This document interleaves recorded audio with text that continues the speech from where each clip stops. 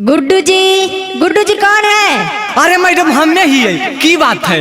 मुबारक हो, आप चाचा बन गए। आई बप्पा रे विकास बा रे राहुल बा, देखो ही की बजाओ।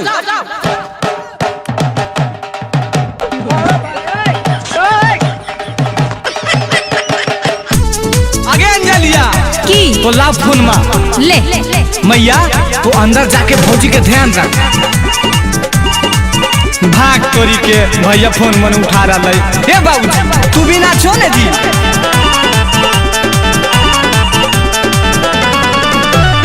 हेलो प्रणाम भैया बोलो ही ओ गुड्डू, मुँह करो मीठा जी बातों ने लड्डू।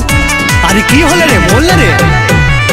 हेलो प्रणाम भैया बोलो ही ओ गुड्डू, मुँह करो मीठा जी बातों ने लड्डू। भेलै पूरा हमर माई के मंगना मागो।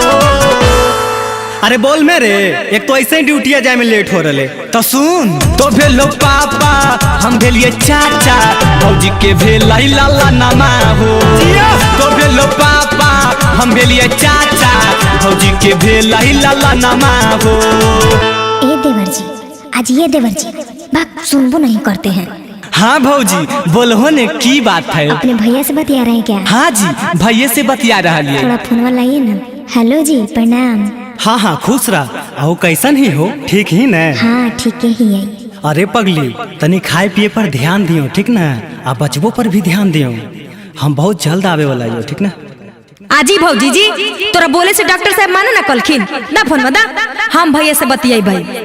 हेलो भैया प्रणाम, हम अंजलिया बोल रही हो। सुन हमरा काका चाहिए। हाँ बोल ना की चाहिए? हमारा नहीं फुसलई हो भैया लड्डुआ मिठाई में देवे पड़ तो सोना के नथिया सोरिया लिपाई में। आगे तो ला फोन मा। ये हर समय अपने फायदा में रहता, हर समय मांगी पर एकरा ध्यान रहता। जो ले फोन हर समय ऐसे ही करते रहो ही। अरे बहनी के काहे से करते रहे रे? रे गुडुआ बउआ के मुँह केकरा पर गेले रे? अरे सुन ना बता रहा लियो। तोरे निया रहई मुहा माए भैया, तोरे निया रहई नकिया हो।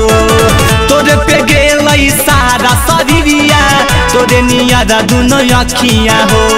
बाहर से आई भो जहिया ये भैया, बाहर से आई भो जहिया ये भैया, ले ले या किन के खिलौना मागो।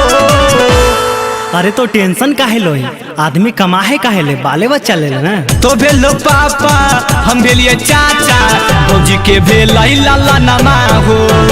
तो भेलो पापा हम भेलिए चाचा, भौजी के भेलाई लाला नामा हो।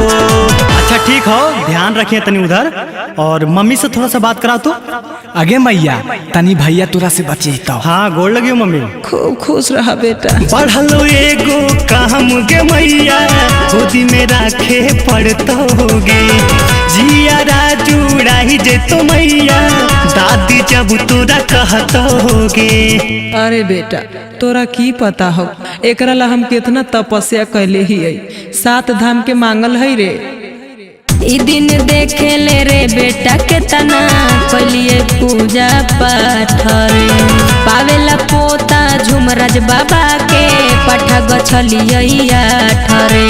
राहुल अमितावा से सोहर गबई बई, राहुल अमितावा से सोहर गबई बई, देई देबई आजे बेअना हो। अरे हाँ रे बहुत अच्छा कैले। और नवादा से डीजे भी मंगवा लियो। तो भेलो पापा हम भेलिए चाचा, भौजी के भेलाई लाला नामा हो। तो भेलो पापा हम भेलिए चाचा, भौजी के भेलाई लाला नामा हो। अरे हम तो दादा बन गए बे। पिक्स बाय दीपक दिलकश।